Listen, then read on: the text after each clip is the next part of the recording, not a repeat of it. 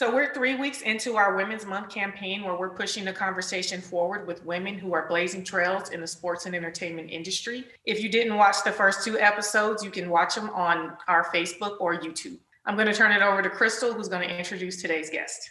Thank you, Nicole. And by now, you should be familiar with our faces. We're now 3 episodes in to pushing the conversation forward. I'm excited about tonight's guest. We have Dominique Simpson, who is the founder of CMPR, who is going to share her stories, how she transitioned from one career to the next career. And I think that this is all something that we all can learn from. So without further ado, Dominique Simpson. Hi, guys. Thank you so much for having me. I'm excited about this. I've been doing different things for Women's History Month since it started. So, thank you for having me.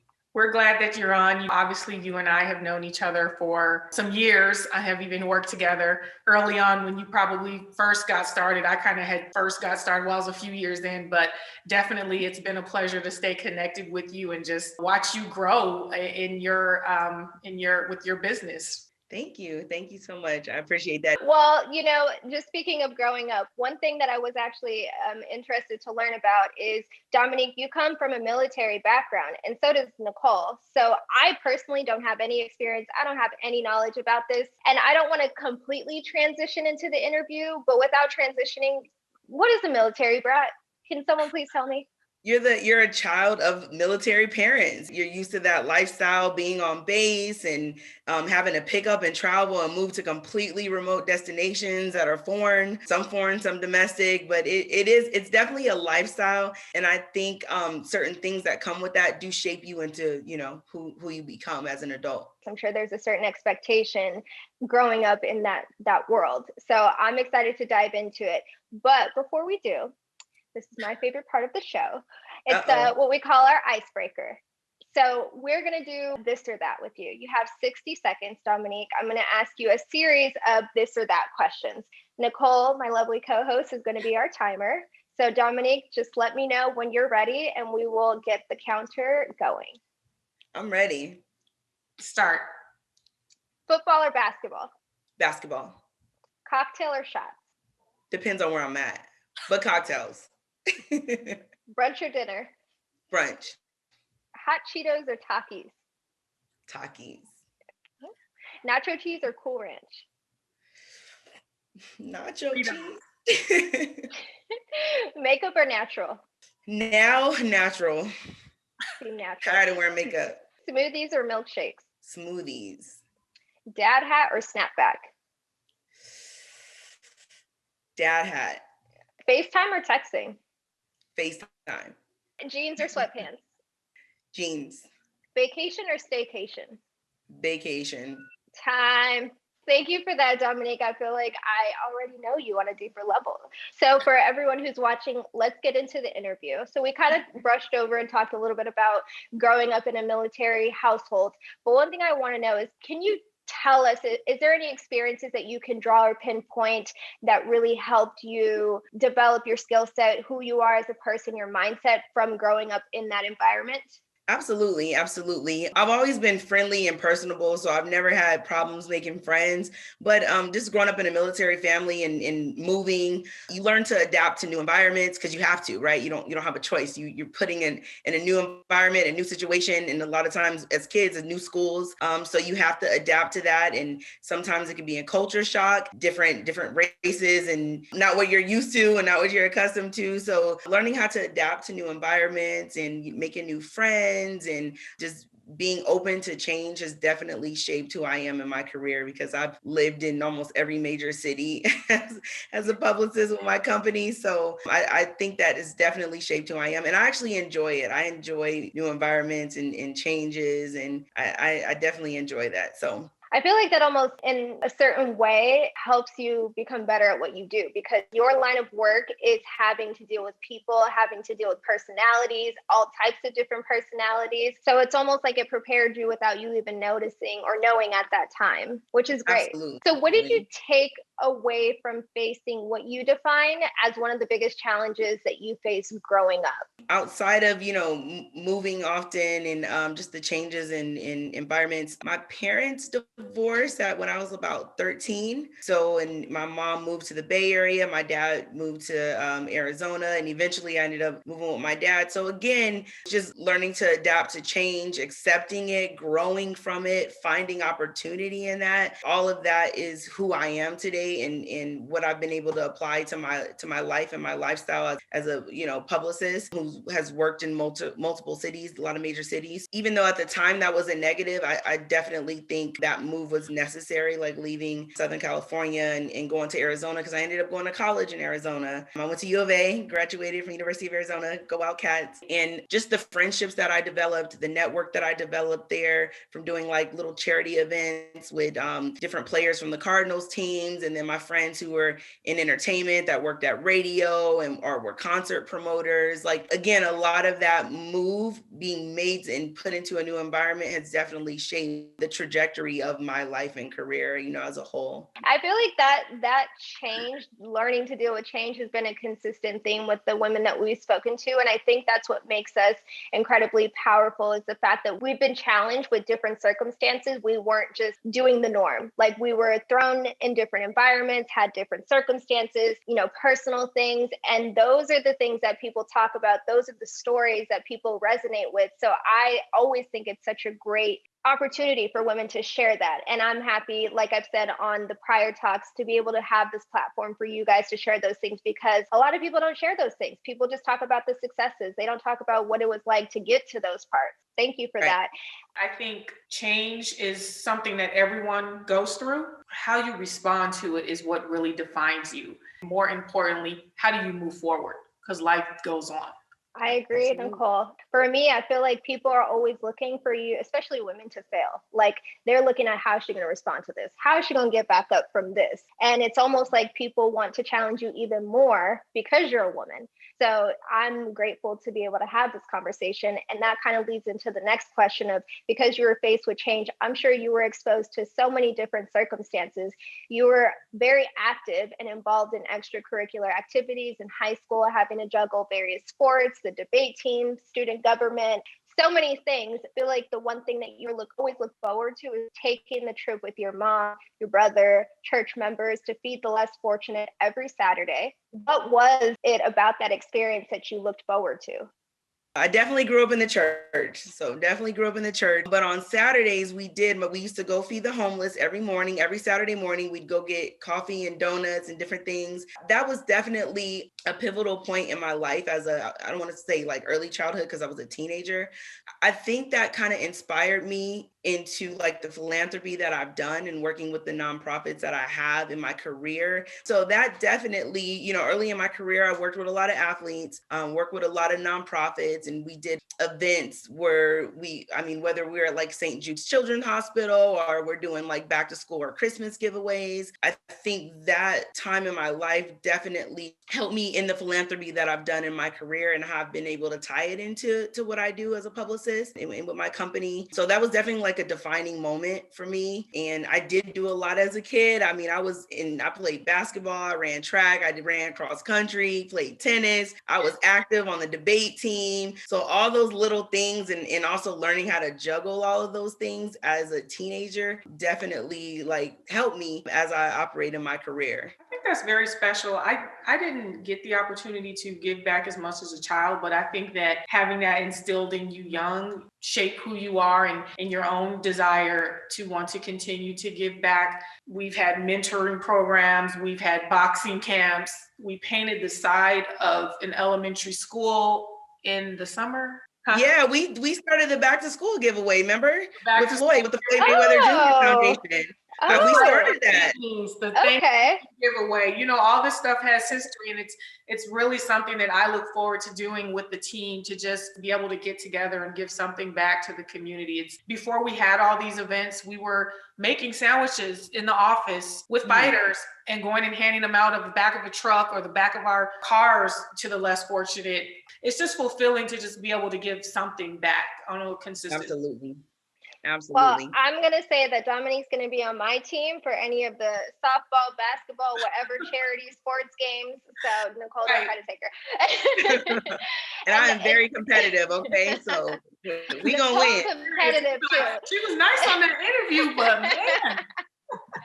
The back to school event that the Floyd Mayweather Jr. Foundation does is personally one of my favorite events because it's priceless. So when I came to Mayweather Promotions and saw that they had a nonprofit foundation, for me, that was like, we're creating impact, and we're also on the flip side putting these fights together, giving the fans what they want. But I think the give back is always important, and that's something that Nicole and I have bonded on too, because she's big with the philanthropic efforts, I am too, and I just feel like you can't have success without giving back, period. Well, with everything that you have going on, you have somehow managed to fit law school in, and then decided that you didn't want to go to law school. You decided you wanted to switch career paths, which to you was considered a leap of faith. So from law school to starting your PR company 10 years ago, what clicked or what made the light bulb come on that inspired you to take a chance on what you believed was your calling? And what advice would you give to someone who's also looking to switch careers? I changed my major 3 times. I was definitely your cookie cutter, like pre-law student. I interned for judges. I worked in pretrial services at the courts, worked at the jail, was in all the extra, did mock trial in DC, was in Phi Alpha Delta. Like I was on the path, like your cookie cutter, pre-law student. And then I did a study abroad in Italy where my externship was women in international politics. And while I enjoyed that experience abroad, because I always had a love and a passion for travel, I just realized I don't think this is really what I want to do for the rest of my life. Like, yeah, I just spent 4 years at U of A, majoring in political science, but I don't, and I was passionate about politics. So I did well in it. I did well in my classes and I excelled in them because it was something I was passionate about. And I think that's what my academic counselor at the time was trying to instill in me. Don't worry about 5, 6, 7 years from now. Do what you're passionate about and it'll come. So I did have, like I said, I did have a minor in communications as well. But after that, after my final semester abroad, that's when I decided, like, I was, ready to go, admissions, everything. And I just had this like epiphany, like, I do not want to work 80 hours a week. I do not want to be $250,000 in debt plus my undergrad debt, because I wanted to go to Pepperdine and do entertainment law, and law school at the time was like $52,000 a year. Law school's 3 years. So I'm like, I have $60,000 in undergrad debt. I'm having another $150,000 in law school. I'm like, I'm going to be $250,000 in debt, entry level, not making a quarter of that, and working very long weeks. I'm like, is this really like the life that I want? And it wasn't. While it was a leap of faith, it wasn't something that I had to think long and hard about. I just knew, hey, this is not what I want the next 10 years of my life to look like.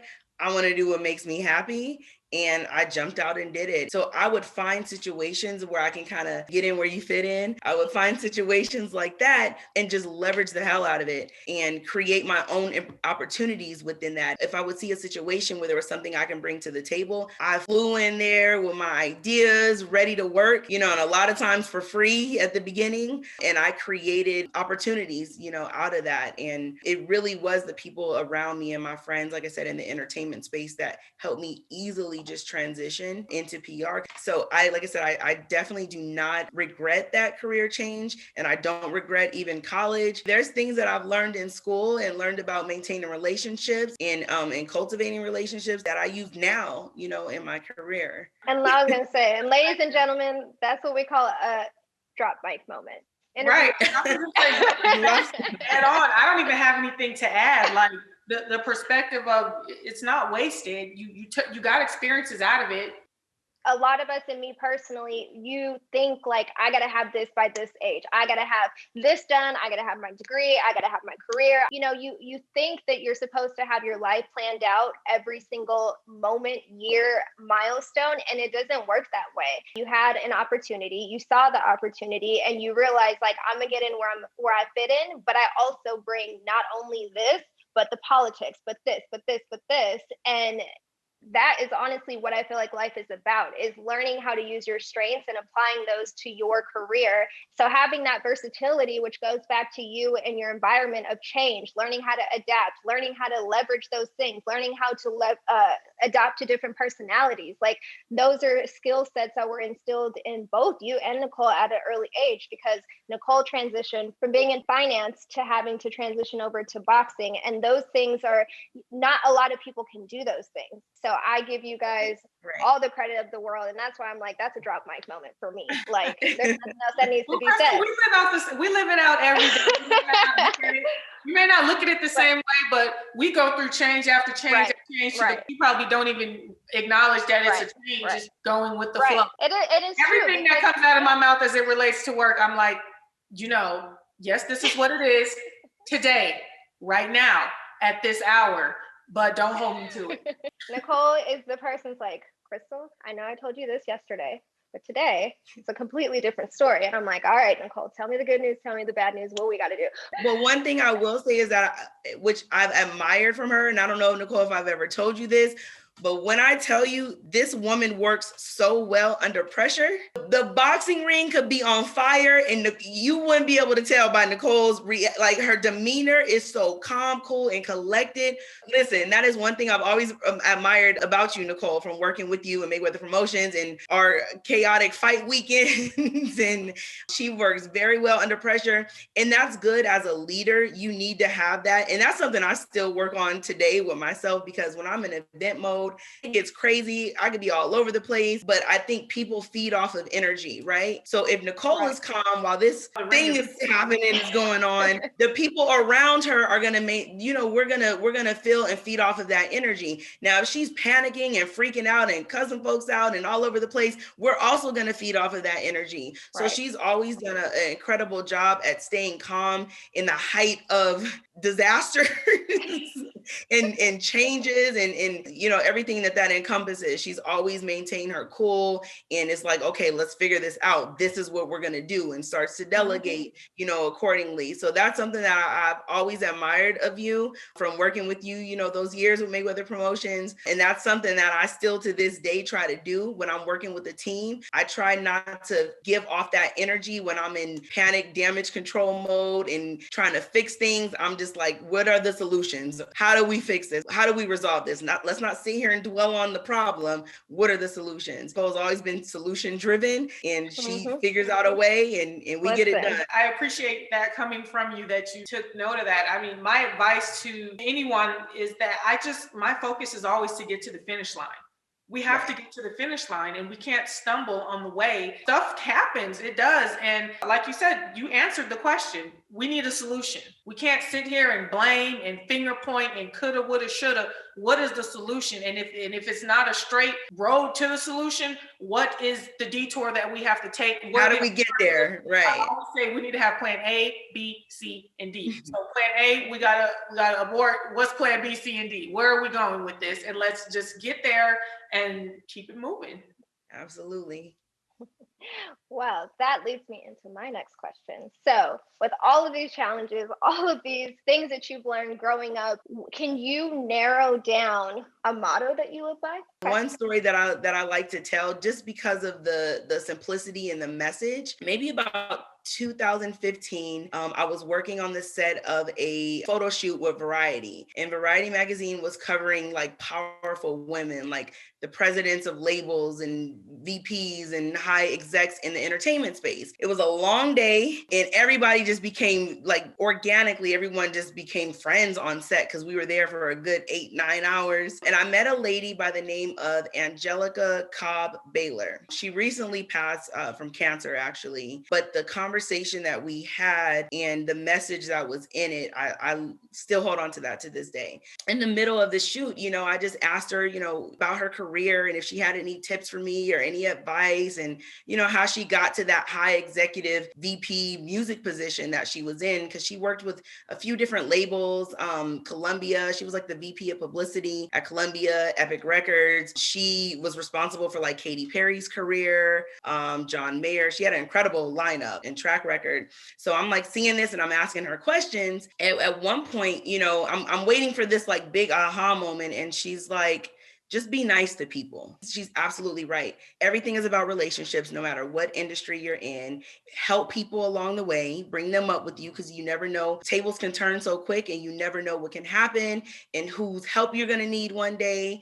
And just be nice to people. It's as simple as that. So that was definitely one thing that I keep with me, but I do try to adapt that into every aspect of what I do in PR, whether it's running an event, red carpet, dealing with the media and a client, directly, setting up interviews. I keep that message with me, and also the message of, bring up as many people as you can, with you along the way. The top doesn't have to be lonely if you're bringing up people with you. So I feel like this ties into what Jordan was saying, because she made the point that it's like, why not help people out? Why not bring them up? There's enough for everybody. There's enough positions. And I really think that whole culture should be changed, meaning the mindset that everyone's got to be in competition. It creates this cutthroat mentality. And that's not the culture that helps you. It doesn't have to be like that.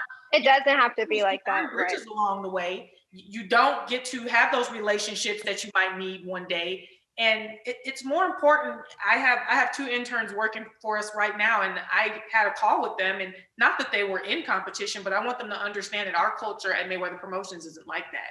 We're not stepping on each other's toes. We're not cutting each other at the throat. We're not pulling each other down at the ankles, trying to get a step ahead. Right. We're working together to move in one direction in sync, and we're going to help each other come up along the way. That's the type of culture I want to work in, and that's the type of culture I want to instill in those coming up. I don't want them to feel that you don't have to compare yourself to the person over there. You compare yourself to your own output and what you're doing. Right. Absolutely. And I to tie into that, I saw a meme floating around on Instagram that said, a boss creates workers, but a leader creates other leaders. That was like, I'm like, okay, that makes sense.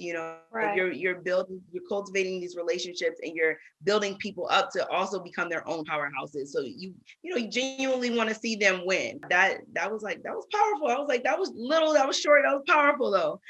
So I like that. I like that motto too. So I'm so inspired, because it's like Nicole has always cultivated that for me, especially. And I'm someone who's guilty of not knowing all the time when to ask for help, because it's like you want to always do everything. You don't want to let people down. You want to feel like, I got this, like you could depend on me. And sometimes you almost shoot yourself in the foot, because if you just communicate and realize that we're in a team together, and if your boss makes you feel comfortable enough to ask for that help, then you're in a good situation. For those who don't know, I am a self-taught mixologist. I can make a mean spicy margarita, and I've given my recipe to Nicole. I'll give you my recipe. I'll send it to you. So if a cocktail were to be named after you, what would it be called? And just tell us, would it be with vodka, with rum, tequila, cognac, juice? Like, tell us what this concoction would be. Well, no hard liquor for me, but I will say like the finest red wine, because I feel like in life, you get better with time, right? There's trial and error. You make the mistakes, you learn and grow. And like wine with age, the longer it's aged, the better it is, the better it tastes. So I feel like I would be just the finest little red wine out there, just getting better with time. Or this isn't a cocktail, but I could be tequila, because I'm a straight shooter and you don't need nothing else with it. Okay. Period.